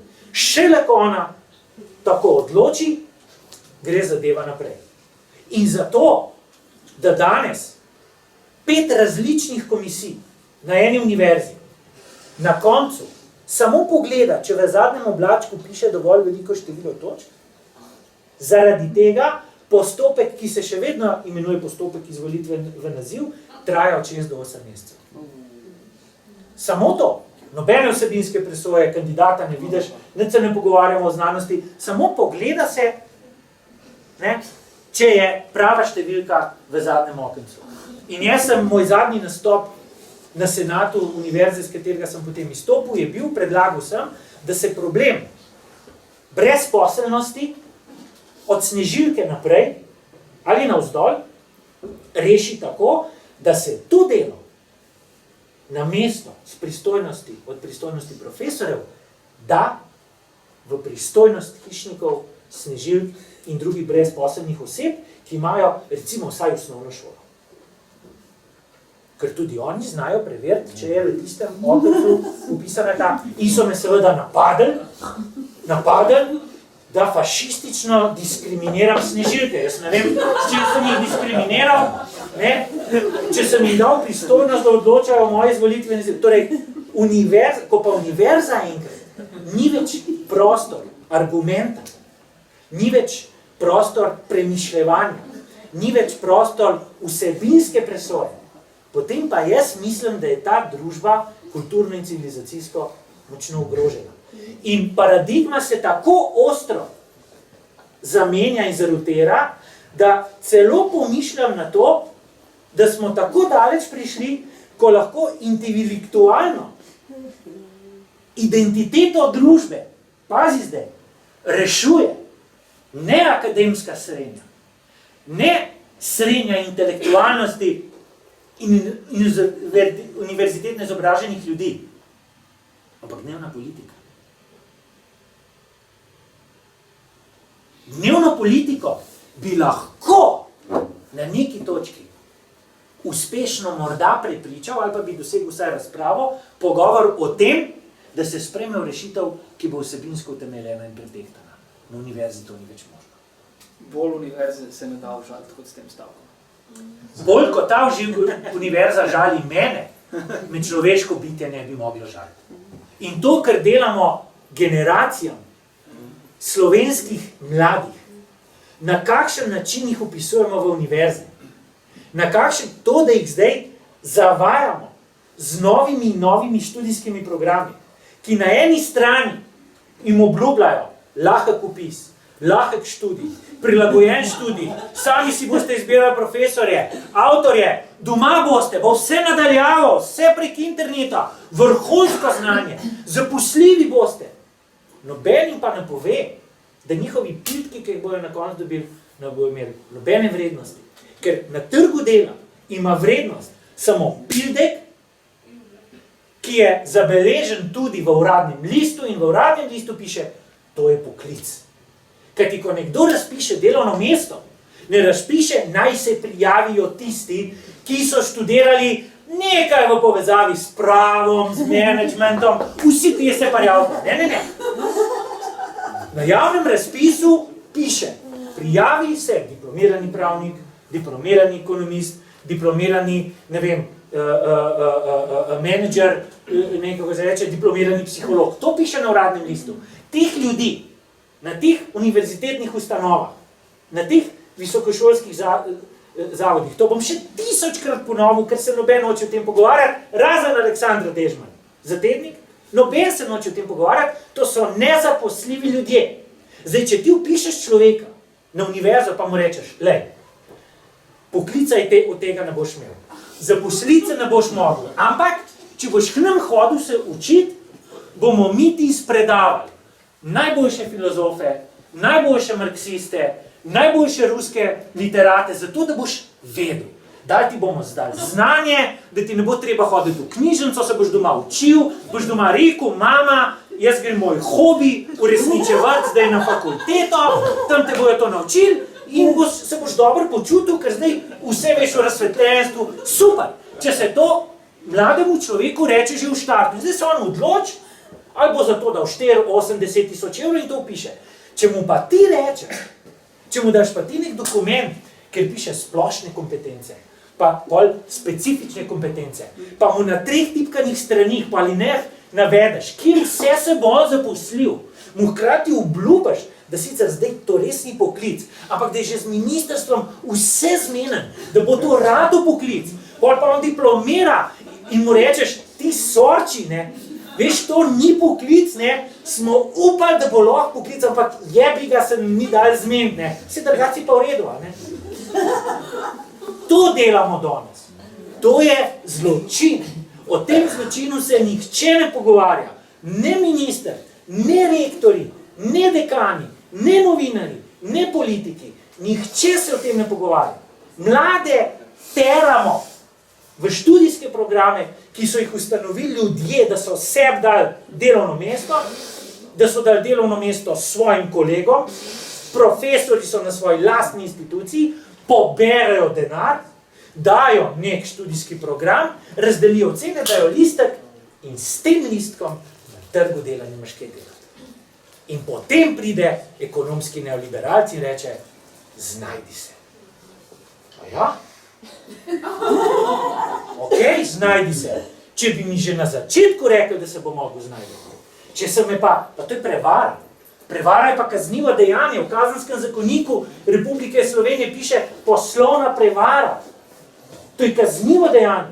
In dokler bo država tista, ki bo na koncu za vsak študijski program rekla, tega registriramo, tega ne, in ne bojo to delale avtonomno univerze in fakultete, do takrat je tudi država direktno pravno odškodninsko odgovorna vsakemu študentu, ki je študiral in s tem piltkam na trgu dela ne more niti iskati zaposlitve, ne da je ne more najti. On se na razpis sploh ne more prijaviti, ker ne obstaja. On ne obstaja, ga ni, ker ta naziv ne obstaja. In to delamo danes. Ampak za razliko od tega, gre minister za govornico in reče, da živimo v družbi znanja. Glejte, koliko imamo visokošolskih ustanov, glejte, koliko imamo novih programov, glejte, koliko imamo opisnih mest, glejte, koliko ljudi pri nas študira. Pa to je postala mantra. Študiram. Mislim, to nima nobene zveze z realnim življenjem. In starši otrok, ki končajo srednjo šolo, vse tega ne vejo. Vse tega ne vejo. Aleksandra, vejo? Vse tega ne vejo. Oni rečejo, veš, dober študijski program, malo prava, malo psihologije, malo biokemije, malo novinarstva, ful dobri predavati, veš, on ga poznam z televizije, on je že velik knjig izdal, tudi če ga ne on kaj videl. Važno, da je na papirju napisan, da on pri tem sodeluje, mogoče se mu študij celo zdi fajn, ampak na koncu mu rečejo, lej, oprosti, ne, veš, ni šlo čez. Ne, smo upali, da bo šlo tam, nič smo že, kvačimo zdaj. Ja pa ni kvačimo zdaj, pa to je kaznivo dejanje. To je kazenska ovadba, takoj na sodišče, pa odškodninka zoper državo. To so pozitivne obveznosti države, če je dala študijski program, mora vse narediti, da ga boš lahko praktično uresničil na trgu dela. Kdo se o tem pogovarja v javnem prostoru? Imamo pa resolucijo, kjer piše, da smo družba znanja. To pa imamo. In imamo vlado, ki je tako pogumna, da si upa javno reči, da je zmanjkalo 3 milijone za kulturne prireditve pa za ekskurzije. Upa si. Pa se sicer nazaj potegne. Ne, se ne bomo. Smo sam testirali, kako se boste odzvali. Bi tle 3 milijončke, ne, okej, prav. Bi tle 3 milijončke, okej. In zdaj bo dan nazaj. Pa kako sploh lahko kdo v 21. stoletju to predlaga? A pa da ni denarja, kako? Ker v bistvu je problem, da jaz se upravičujem, da sem zdaj malo... Ne, jaz se upravičujem vam za moj... Meni se zdi zanimivo, ko v bistvu mi se zdaj pogovarjamo o posledici. Mene zanima, kdo pa ni reagiral, da je do tega prišlo, da se mi kar danes pogovarjamo, da recimo se kaj dogaja še neko, se zaprete na to. Kdo je pa v izobraževalnem sistemu osnovno varovalka? Vi kot profesor, ne? Profesori ste osnovni varovalki izobraževalnega sistema, vi ste komunistični steber, ki mu družba zaupa. Seveda. In se pravi, vi ste dovolili, da je do tega prišlo. Ja, jaz osebno. Mislim, če to povedali, S tem govorim. skozi v bistvu se naslavlja nekakšno državo. Mislim, da se ne gre noter, ne, v bistvu praktično žalostno je, da v bistvu se lahko šolniki recimo povezujejo sami takrat, ki se pogovarjajo o baži. Povežejo, recimo tista, ki smo se prej pogovarjali o odgovornosti oziroma o organizirali. Jaz sem prej rekel, da je odgovorna tudi država. Jaz mislim, da smo vsi odgovorni. Sploh pa tisti stebi, ki jim zaupamo. Ja, to je ta moralna odgovornost, politična odgovornost. Jaz pa, je to radikalna levica, Boštjan, govorim, da je država pravno odgovorna. Jaz ne govorim o abstraktni filozofiji, jaz ne govorim o etiki. Ne? Pravim, da jaz ne govorim, ne naslavljam vas, da vi govorite. Ne govorimo o abstraktnih konceptih. Ne govorimo o filozofiranju, o politični dostojnosti in o moralni sprejemljivosti. Jaz hočem to prevesti v jezik prava.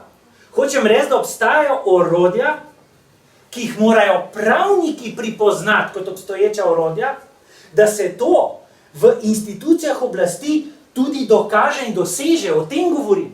Govorim o tem, da če bi pravniki imeli tako razumevanje prava in tako odnos do prava, potem mi ne bi bili pri teh vprašanjih odvisni samo od tega, ali se nekomu to zdi prav, primerno, dostojno, legitimno, upravičeno, ampak da bi lahko to izsilili na edin način, kot ga lahko v pravni demokratični državi izsiliš. Z orodjem prava pred sodiščem. Jaz sem se bolj nanašal na izobraževalni sistem. Absolutno se strinjam. Absolutno se strinjam. Kdo pa bo kriv? Seveda profesor, normalno. Še jaz nekaj rečem.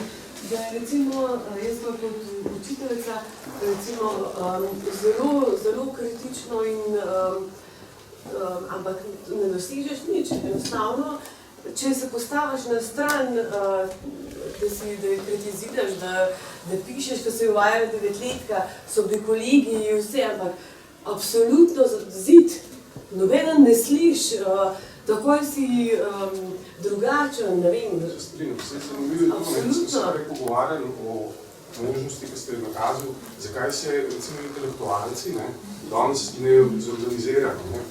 Recimo, mogoče se pa ne more, da recimo take varovalke, kot ste vi, ali pa ste vi tukaj, ne morejo zorganizirati zaradi tega, ker so v bistvu premalo okroženi. Pa smo spet tukaj, ne? Ja, se strinjam. V bistvu, to so te... Točno to je glavno poanta. Danes mi bi mogli temelj je prava mesta. Mislim, ne moram boljš povedati. To je to. To je v bistvu si ti prej rekel. To je to, se strinjam čisto. In to je grozen. To je granit, to ne moreš prebiti. Se poskušamo pogovarjati. Evo, narcisoidno, lastna anekdota. Enkrat so me povabili na šolo za ravnatelje v Portorož. To mi je bilo približno 350 ljudi, ko so mi rekli noter. In sem predaval o pravu in etiki v vzgoji in izobraževanju. Predaval sem pa o tem, kako s pomočjo prava šole lahko prisilijo državo v določena ravnanja, ki jih država sicer se hotepa, in kako v šolah učitelji in učiteljice s pomočjo prava, s pravilnim razumevanjem in razlago prava in uporabo v praksi, se zaščitijo pred ravnateljcem, ki ne razumejo pravilno svojih funkcij, pred starši, ki so agresivni, posesivni, gospodovalni, neuljudni, nekorektni in tako naprej. In se mi je zdel blazen fajn. 2 ure sem predaval, me niso ven pustili. Posledica je bila, da sem dobil prepoved predavati še kdaj na šoli za ravnatelje. Ker so predstavniki ministrstva rekli, da ne vidimo več njega predavati. Ker sem jih govoril, kaj so njihove pravice, ki se jih učitelji, vemo, zelo slabo zavedajo. In v odnosu do stvari prepoved. In povsod je tako bilo. In bi lahko zdaj naštel, ne vem, 80 primerov, ker sem predaval samo enkrat. Morda lahko dodaš še enega. Skoda, hvala Trubarjevi hiši. Lepo se menite, pa se vidimo kaj. Dajmo nekaj.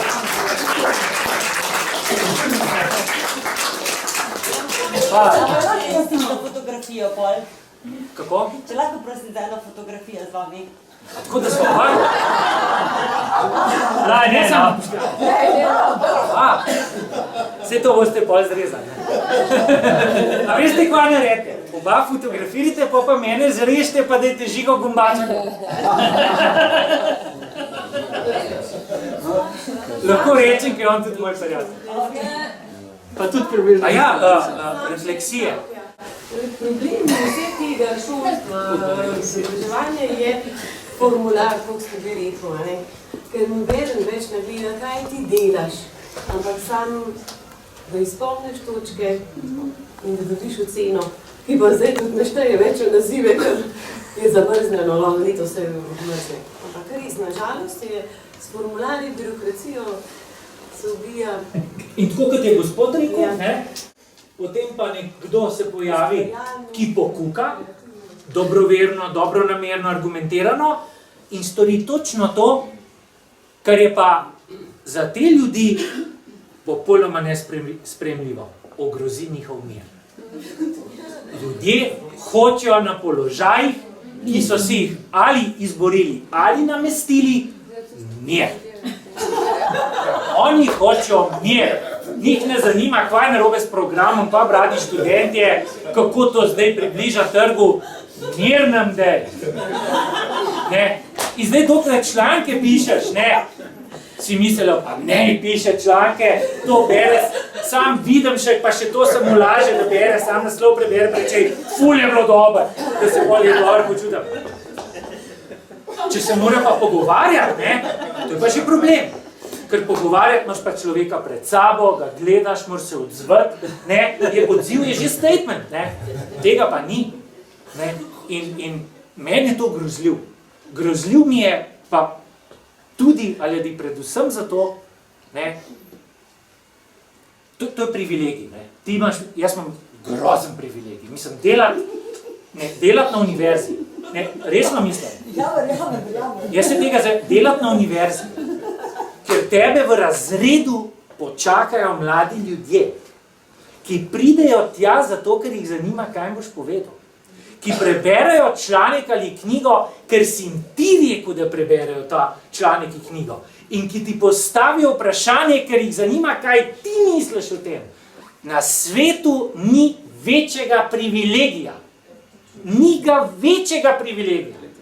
In ko potem spoznavam, koliko in vedno več jih je, koliko teh ljudi si želi, hoče, zmore, ampak jim tega ne pustimo.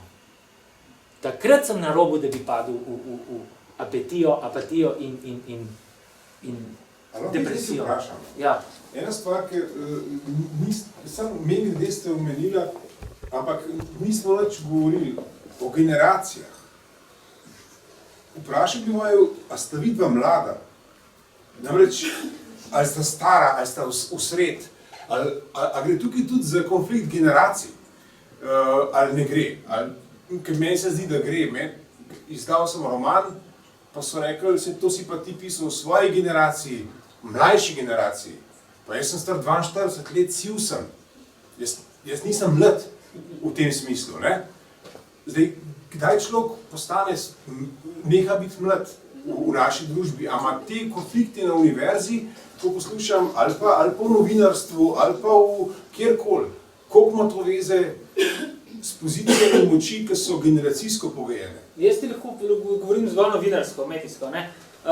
Pri tisti generaciji se ločnica med starimi in mladimi vmes ni nič, ko se nas je še redno zaposlovalo. To so pa recimo starejši danes od 35-36 let. Vsi, tisk, ki je star 33, je star 4, tisk, ki je star 40, je star 90. Vmes ni nič. Mi, ki imamo službe, on the safe side. Sicer kratkoročno verjetno, srednjeročno, ampak v primerjavi, kako bi rekel, mi v vojno vstopamo v letu 44, oni po letu 37. In zato govorim o privilegiji in pišem privilegijih ves čas. Ne? V novinarstvu je to zelo, zelo jasno. No? Ne? Takoj, ko je, bi rekel, prekerstvo postalo temeljna zaposlovalna politika, je nastopil medgeneracijski konflikt, ki ni rešljiv. Medgeneracijski konflikt, ki pa je bil vsiljen in ni naraven. Ne? Medgeneracijski konflikt, ki ga ni potrebno potencirati, nikakor. Ne? In medgeneracijski konflikt, zdaj si bom pa dovolj blažil blasfemijo v tej sindikalno okuženi družbi, ki ga slovenski sindikati skoraj brez izjeme v celoti podpirajo. Še več ustvarjajo. Tako se, če jaz nekaj rečem. Bom začel najprej, tako ko ste začeli z lažjo, da ste me ful razočarala, v tem smislu, da sta premalo govorila o nasilju. Zapravo, jaz sem od vas sem pričakoval, da boste govorili malo več o nasilju o mednarodne skupnosti nad ranljivimi državami ali pa narodi, od vas sem pa pričakoval, da boste to nasilje prepoznali v akademiji. Dejansko ogromno nasilja je v akademiji, ki se mu reče psihično nasilje. In pravzaprav mi imamo orodja, pravo imate orodja za prepoznavanje psihičnega nasilja. Sam ga je treba to dodelati, trpinčenje na delovnem mestu in tako naprej. Aktualne stvari, da je doktor znanosti domnevno umori doktorja znanosti, primer Kemijskega inštituta. To nasilje se dogaja.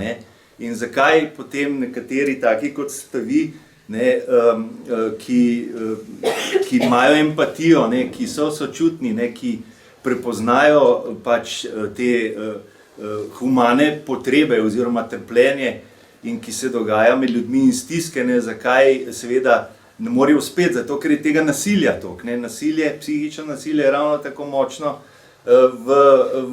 med intelektualci še hujše, kot pač nasilje med primitivci. Ne. Saj intelektualci so ravno tako primitivni v naslednjem trenutku, čeprav so intelektualci. Ne. Zaprav, moje razmišljanje v tej smeri, ko ste rekli, da to orodje pravniki premalo prepoznavajo, mislim, da ga imajo, ne, imenuje se psihično nasilje, treba ga je pa dejansko izpiliti, dodelati, tudi uzakoniti, seveda pol rabimo prakso pravno in tako naprej, jaz nisem pravnik, ne, ampak moje razmišljanje je šlo samo v to smer, da je tega nasilja ogromno, ne, pri nas ni vojn, ne tako, kot so v Afganistanu ali pa tako, ko je nasilje pač v Grčiji, ko so bili nemiri in tako naprej, je bilo več tega, ne, bilo več fizičnega, ampak je ogromno psihičnega nasilja pri nas. Ne. In zlasti ga je treba prepoznati v teh sferah intelektualnih in akademskih. Mislim, da niso govorili o ničemer drugem kot o nasilju. Izključno in samo. Ne, o njegovi substanci, srži. Manifestacije pa vsak izmed nas še prekleto preveč dobro pozna. In vse, kar bi bilo dodatno, bi bili specialni efekti. Dobri režiserji strašijo sencami.